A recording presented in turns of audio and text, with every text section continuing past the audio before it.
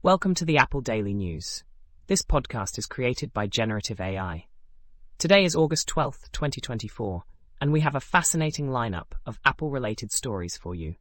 As always, links to all stories can be found in the episode notes. Let's kick things off with a rather intriguing discovery by security researcher Matthew Bryant. While browsing eBay for second-hand electronics, Bryant stumbled upon a time capsule device containing sensitive Apple corporate data. This device held backups from the main server for all European Apple stores from the 2010s, including employee bank details and internal documents. Bryant's method involved using computer vision to identify corporate devices that sellers might not recognize as valuable. Among his finds were a prototype iPhone 14 and a Mac Mini from a Foxconn assembly line, both containing proprietary software and credentials. This discovery underscores the importance of proper deprovisioning of corporate devices to prevent data leaks. In other news, the fourth-generation iPhone SE is set to launch in early 2025 with some exciting upgrades. The new model will feature an OLED display, support for Apple Intelligence, and a design reminiscent of the iPhone 14, though some rumors suggest it might take cues from the iPhone 16. With Face ID technology and a single rear camera, the iPhone SE4 aims to offer advanced features at an affordable price, speculated to be under $500. This update marks a significant revamp in the SE lineup, catering to budget-conscious users while incorporating cutting-edge technology. Speaking of new iPhones, Apple is also preparing to unveil the iPhone 16. This model will boast larger screens, new color options, and a dedicated camera button, all powered by the A18 chip. The inclusion of artificial intelligence capabilities is expected to enhance user experience and functionality. The iPhone 16 is seen as a transitional device, bridging the gap until more innovative features are introduced in future models. With these updates, Apple aims to maintain its competitive edge in the smartphone market.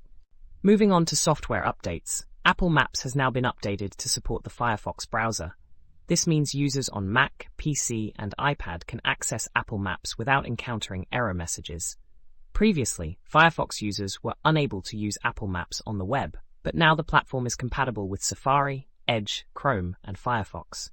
The web interface, still in public beta, offers walking and driving directions, location searches, and even food ordering from supported restaurants. Apple plans to introduce a look-around feature for street-level viewing soon, positioning Apple Maps more competitively against Google Maps.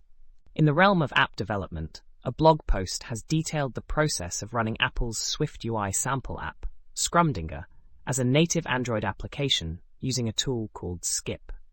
Scrumdinger, designed for managing agile programming scrums, serves as a tutorial for building SwiftUI apps.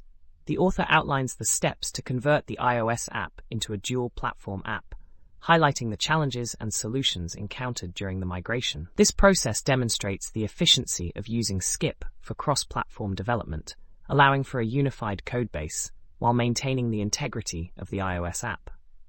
Lastly, let's talk about Super Rocola, an innovative platform designed to turn any gathering into a lively party. Users can create and manage music sessions without signing up, simply by sharing a QR code. Participants can use their smartphones to view and add songs to the queue, manage playback options, and search for tracks on YouTube and SoundCloud. Super Rocola emphasizes democratizing playlists, allowing everyone to contribute to the music selection, enhancing social interactions through music. That's all for today's episode of the Apple Daily News. We hope you found these stories as intriguing as we did.